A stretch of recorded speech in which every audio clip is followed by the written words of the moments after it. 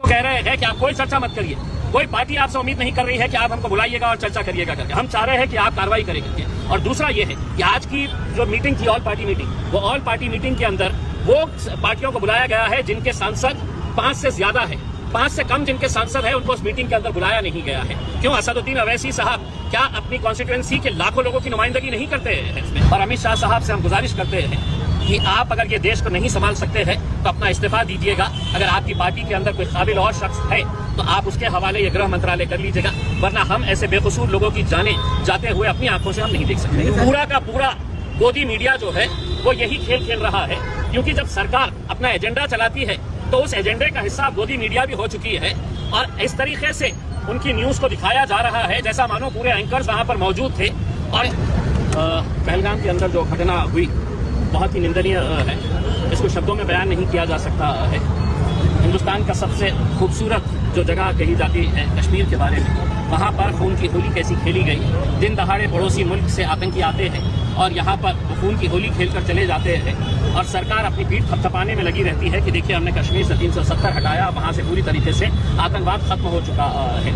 हम हुकूमत को ये कहना चाहते हैं, जब इसी तरह उरी के अंदर घटना हुई थी, अगर सरकार उसको संजीदगी से लेती और मुंह तोड़ जवाब देती तो शायद इसके बाद कोई घटना नहीं होती। लेकिन उसके उरी के बाद भी सिर्फ मीटिंगें हुई, चर्चा हुई, भाषण हुए, खत्म। उसके बाद पुलवामा हुआ और पुलवामा की घटना के बाद भी सिर्फ भाषण हुए, मीटिंग्स हुई और सिर्फ आश्वासन दिया गया कि हम ईंट का जवाब पत्थर से देंगे, मुंह तोड़ जवाब देंगे। अगर उस वक्त कार्रवाई करते तो शायद पहलगाम नहीं होता। लेकिन अब पहलगाम हुआ है तो हम उम्मीद कर रहे थे कि ये घटना के 24 घंटे के अंदर 56 इंच का सीना दिखाकर नरेंद्र मोदी साहब कड़ी से कड़ी कार्रवाई करें, पड़ोसी मुल्क को और दुनिया को ये बताए कि अगर हमारे मुल्क में अगर कोई गलत कोई हरकत करता है, अगर हमारे मुल्क में कोई आतंकी कार्रवाई करता है तो उसका हश्र क्या होता है, ये दुनिया को और भारत का एक एक नागरिक इसको देखना चाहता है। लेकिन दुर्भाग्यवश अभी भी सिर्फ चर्चाएं हो रही है, मीटिंग हो रही है और ये बताया जा रहा है कि हम जड़ से खत्म कर देंगे। हम उनसे पूछना चाहते हैं कब खत्म करेंगे?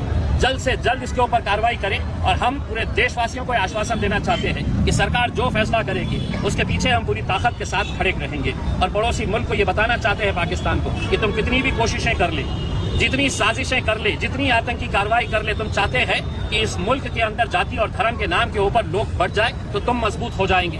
तुम्हारी ये कार्रवाई से भारत और मजबूत हुआ है, हम और ताकतवर हुए हैं और यकीनन आने वाले दिनों के अंदर कड़ा जवाब आपको देगा। देखिए, अगर दिन दहाड़े कोई आतंकी आता है, कश्मीर में बहुत सारे लोग हम लोग गए हैं, चप्पे चप्पे के ऊपर फौज खड़ी रहती है, चप्पे चप्पे के ऊपर आर्मी के जवान खड़े रहते हैं, टैंक्स खड़े रहते हैं। ये दावा किया जाता है कि यहाँ पर कोई भी हिम्मत नहीं कर सकेगा हुकूमत की पॉलिसी के खिलाफ जाने का। कोई भी आतंकी कार्रवाई के बारे में तो हमने नरेंद्र मोदी साहब और अमित शाह साहब के भाषण सुने थे अपनी पीठ थपथपाते हुए कि अब 370 हट गया है, अब देखिएगा कि कश्मीर में किस तरीके का अमन रहेगा करके। लेकिन शायद उस पीठ थपथपाने के चक्कर में, अपनी वाहवाही करने के चक्कर में वो ये देखना भूल गए कि पड़ोसी मुल्क आतंकी कार्रवाई कर रहा है और बेकसूर कितने सारे ऐसे लोगों की जान चली गई जो कश्मीर को देखने के लिए गए थे। हम उनके परिवारों के साथ अपनी हमदर्दी, अपना सांत्वना हम जताते हैं और उम्मीद करते हैं कि उनको इंसाफ जल्द से जल्द हमले के लिए जिम्मेदार कौन है? परिवारों के साथ आने के इस्तीफा देना चाहिए। देखिए, इतनी बड़ी कार्रवाई होने के बाद हम तो ये उम्मीद कर रहे थे कि अमित शाह साहब ने फौरन अपना इस्तीफा देना कि मेरी गलती की वजह से ये बेकसूर लोगों की जान गई है करके। क्योंकि देश की सुरक्षा, एक एक देशवासी की सुरक्षा की जिम्मेदारी देश के गृह मंत्री की होती है। और वहां पर जिस जगह के ऊपर ये घटना हुई है वहां पर यकीनन इंटेलिजेंस का लैब्स है, इसके ऊपर इंक्वायरी बैठनी चाहिए। वहां पर फौज क्यों नहीं थी? बहुत सारे जो लोग बच के निकले हैं उनका कहना है कि वहां पर कोई सुविधा नहीं थी, कोई आर्मी का जवान वहां पर नजर नहीं आ रहा था। तो जो भी तथ्य है, जो भी सच है, वो लोगों के सामने लाना चाहिए। और अमित शाह साहब से हम गुजारिश करते हैं कि आप अगर ये देश को नहीं संभाल सकते हैं तो अपना इस्तीफा दीजिएगा। अगर आपकी पार्टी के अंदर कोई काबिल और शख्स है तो आप उसके हवाले ये गृह मंत्रालय कर लीजिएगा, वरना हम ऐसे बेकसूर लोगों की जाने जाते हुए अपनी आंखों से।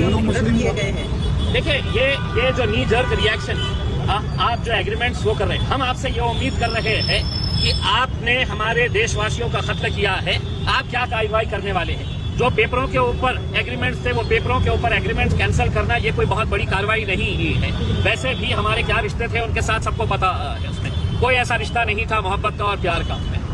तो अगर आप सिर्फ देशवासियों को ये गुमराह कर रहे हैं कि हमने ये एग्रीमेंट कैंसिल कर दिए हैं, वो एग्रीमेंट कैंसिल कर दिए हैं, तो अभी भी आप देश को गुमराह कर रहे हैं। आप ये बताइए कि हमारी फौज जो इतनी ताकतवर है, जिसका हमें अभिमान है, गर्व है, वो उसको क्या आदेश दिया जाता है कि आगे की कार्रवाई। उसे किस तरह से देखते हैं आप? देखिए, आज ऑल पार्टी मीटिंग के अंदर क्या हुआ है, जो उरी के बाद हुआ है, जो पुलवामा के बाद हुआ है, जो पहलगाम के बाद हुआ है, चर्चा हो रही।